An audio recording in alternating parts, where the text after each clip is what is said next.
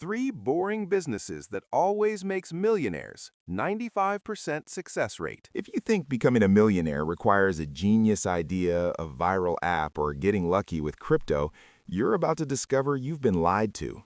Because 47% of millionaires built their wealth through owning a business. But here's what they don't tell you. Most of those businesses are not tech startups or Instagram brands.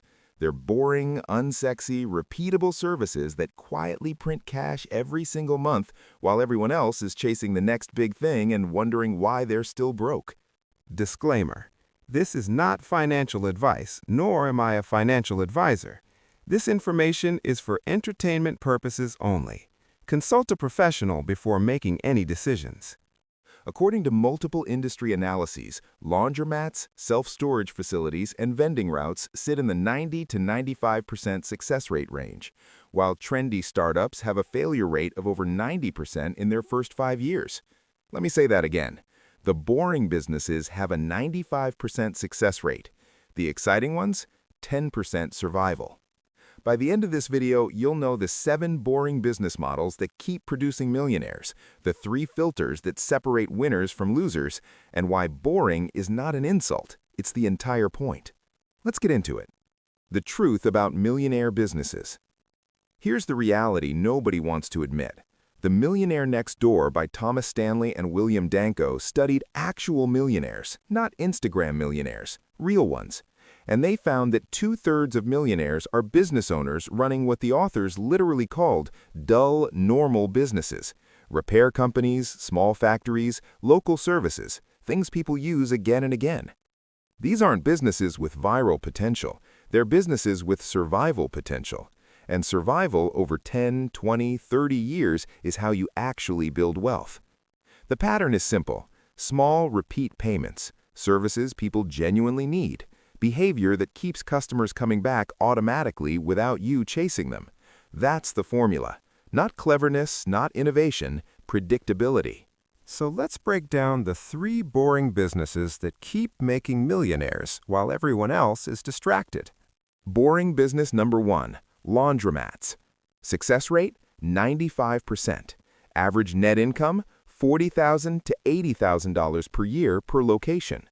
Why it works? People need clean clothes every single week. Here's what makes laundromats bulletproof. Urban areas are still packed with renters, college towns, apartment complexes, people without in-unit washers, families who use laundromats for big bedding even when they have a washer at home. The cash flow is predictable because laundry is not optional. Nobody wakes up and says, you know what, I'm going to skip washing my clothes this month. Real example. A laundromat purchased for $198,000 with $27,000 down.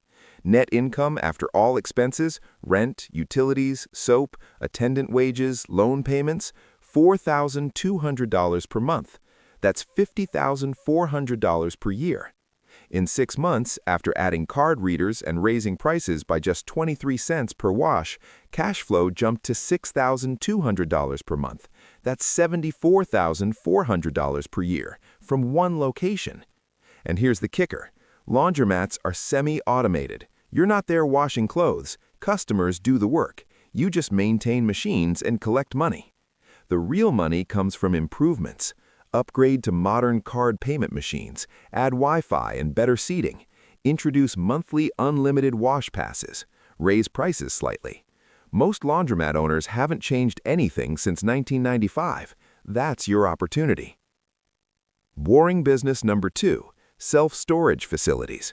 Success rate, 92%. Average net income, $60,000 to $150,000 plus per facility. Why it works? People hate letting go of their stuff. Once they put boxes in a unit, they pay for years. Self-storage is built on one powerful psychological pattern. People rent a unit thinking, I'll clear this out in a couple of months.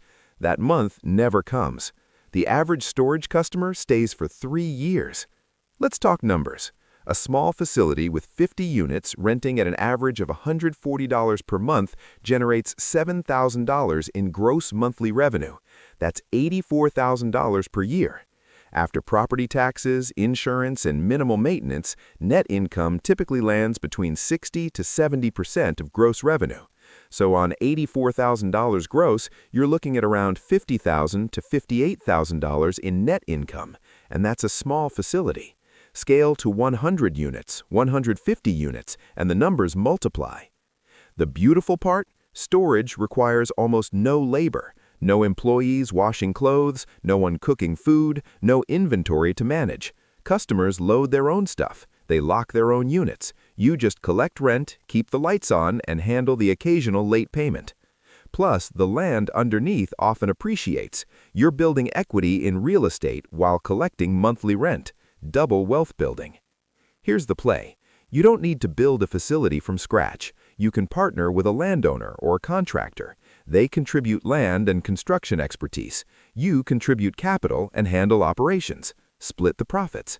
This is exactly how small operators get into storage without needing $500,000 up front. Boring business number 3, vending machine routes. Success rate, 90%. Average net income, $30,000 to $100,000 plus per year, depending on route size. Why it works? Captive audiences plus impulse purchases plus zero customer interaction.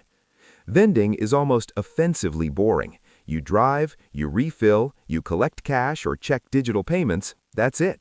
But that simplicity is why it works. Let's say you have 10 vending machines placed in gyms, office buildings, car repair shops, laundromats, and apartment complexes. Each machine generates an average of $300 per month in revenue. That's $3,000 per month gross, or $36,000 per year. After product costs, typically 30 to 35% of revenue, fuel, and machine maintenance, you're netting around 50 to 60% of gross revenue. So on $36,000 gross, you're taking home $18,000 to $21,600 per year. For driving around a few hours per week refilling snacks and drinks. The key is location, location, location. A vending machine in a dead office lobby makes $50 a month. A vending machine in a busy gym or manufacturing break room makes $600 a month. Placement is everything. And here's the secret. You don't need to buy new machines. Retiring operators are everywhere. They're in their 60s and 70s, tired of driving routes and willing to sell their machines and locations for 2 to 3 times annual profit. That's your entry point. Start small. Buy 3 to 5 machines. Test locations. Learn what sells. Then scale.